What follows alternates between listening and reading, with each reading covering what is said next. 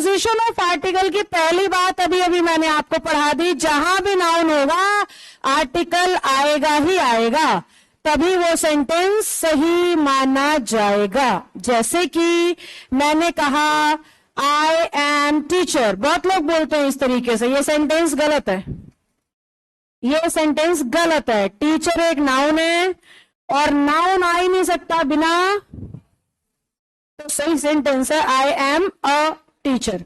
ऐसे ही बच्चा कहता है आई एम स्टूडेंट, गलत। सही सेंटेंस है I am a, he is doctor, गलत। ही इज अ, ये कहती है पोजीशन। अगर आप नाउन को यूज कर रहे हैं तो आर्टिकल लगाए बिना सेंटेंस को ना बनाएं, नहीं तो उस सेंटेंस का कोई पूरा स्पष्ट अर्थ नहीं निकाला जा सकता। ओके बच्चों, सेकेंड पॉइंट पे आती हूं।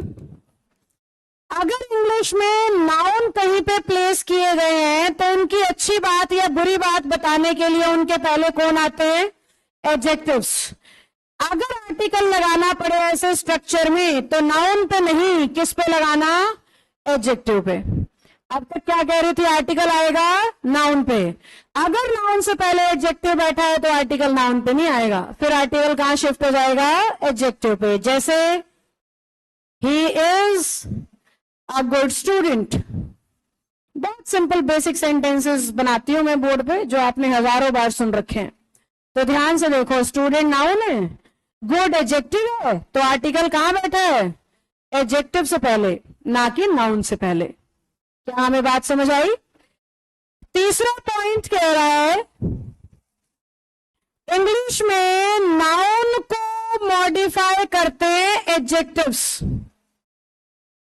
और एडजेक्टिव को मॉडिफाई करता है एडवर्ब। तो इस केस में आप आर्टिकल लगाओगे एडवर्ब पे, ना नाउन पे ना एडजेक्टिव पे। जैसे ही एडजेक्टिव की मॉडिफिकेशन एडवर्ब ने कर दी तो आर्टिकल किस पे लग जाएगा? एडवर्ब पे। इसी सेंटेंस को मॉडिफाई करेंगे, ध्यान से देखना। He is a very good student. क्या हम समझ पा रहे हैं? अब यहां पे वेरी से पहले ए लगाने का कारण है noun, adjective, adverb, then article. ये है इसकी बेसिक पोजीशन। पेपर में इतना आसान नहीं आएगा। आपका एग्जामिनर पूछना शुरू करता है पोजीशन नंबर 4 से। पोजीशन नंबर 4 कह रही है इंग्लिश में आपको नाउन दिखाई देगा, नाउन से पहले एडजेक्टिव भी दिखाई देगा, पर साथ में सेंटेंस के अंदर सो या हाउ में से कुछ दिखाई देगा। जैसे सो नाइस। क्या लिखे? प्लेस लिख दें। क्या सेंटेंस बना? सो अ नाइस प्लेस। अब हमें क्या दिख रहा है? सो दिख रहा है, हाँ जी। एडजेक्टिव दिख रहा है, हाँ जी। नाउन दिख रहा है, हाँ। यानी कि ये पोजीशन पूरी की पूरी यहां पे इस्तेमाल की गई है। अगर ये तीनों एक साथ आ जाएं तो आपका आर्टिकल एडजेक्टिव और नाउन के बीच में आता है।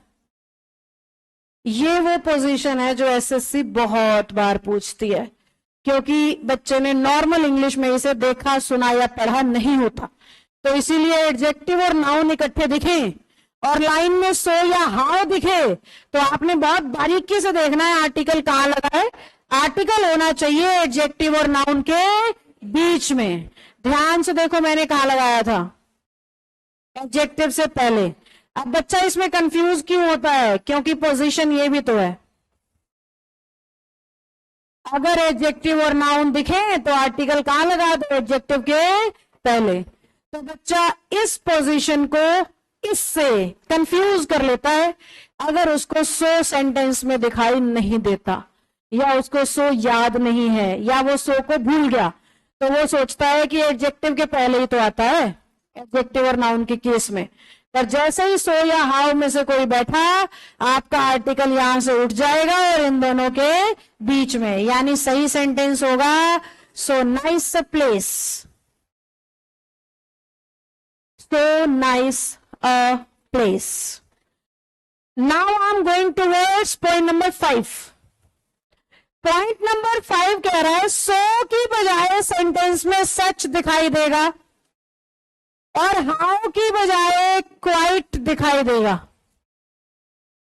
यानी सो को कंफ्यूज कर रहा है सच से और हाउ को कंफ्यूज कर रहा है क्वाइट से। बाकी स्ट्रक्चर सेम लिखेगा, एडजेक्टिव भी लिखेगा और साथ में नाउन भी लिखेगा।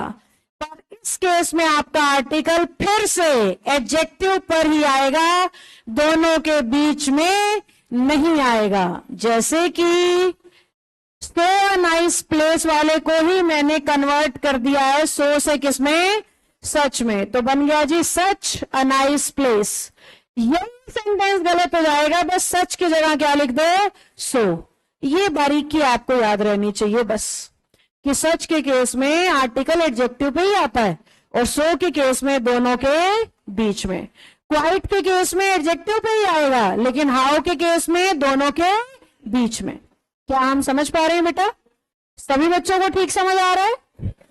फिक्स्ड एंड लास्ट पोजीशन, ये ही फिक्स पोजीशन है आर्टिकल की, ये लास्ट है। अब ध्यान से सुनना, इस पोजीशन में आपका एग्जामिनर सेंटेंस बनाता है और उस सेंटेंस को एडजेक्टिव पे ही खत्म कर देता है और उसके आगे बच्चे को आर्टिकल लगाने को कहता है।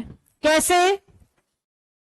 He is dash honest. ये सेम सेंटेंस अलग अलग एग्जाम में कई बार आ चुका है, बिल्कुल सेम, कुछ भी नहीं बदलता। ऑनेस्ट रहता है या फिर एक बार इंटेलिजेंट आया था, मतलब ऑनेस्ट की जगह क्या लिख दिया, इंटेलिजेंट लिख दिया और बच्चे को ऑप्शन दे दिए ए आएगा कि एन आएगा कि द आएगा या कुछ नहीं आएगा।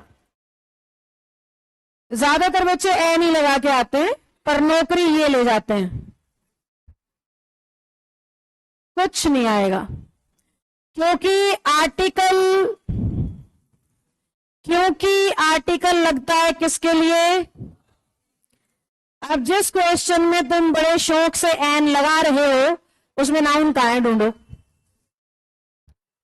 नाउन है ही नहीं, और नाउन है ही नहीं तो आर्टिकल हो ही नहीं सकता। इसीलिए ये सेंटेंस ऐसे ही ठीक है, यानी सही वाक्य है ही इज ऑनेस्ट, ना कि एन ऑनेस्ट। अब हम एन क्यों लगाते हैं? क्योंकि हमने बचपन से सुना है ऑनेस्ट पे तो एन लगता है, इंटेलिजेंट पे तो एन लगता है, ये स्कूल वाला ज्ञान है हमारा। अब उस ज्ञान को अपडेट कर लो, नाउन होगा तो ऑनेस्ट पे एन लगेगा, नाउन होगा तो ऑनेस्ट पे एन लगेगा। अब सेंटेंस है he is an honest man. अगर नाउन नहीं होगा तो एन भी नहीं होगा, क्योंकि ऑनेस्ट तो एडजेक्टिव है और आर्टिकल एडजेक्टिव्स के लिए नहीं लगते, नाउन के लिए लगते हैं। क्या मेरी बात समझ में आई? तो आपको पेपर में दो ही पोजीशन काम आएंगी, पोजीशन नंबर 4 पेपर में आती रहती है और पोजीशन नंबर 6 पेपर में आती रहती है। इसके सिवाय बाकी चारों सिर्फ ज्ञान के लिए पढ़ाई है। काम पेपर में ये दो आएंगी सबसे ज्यादा,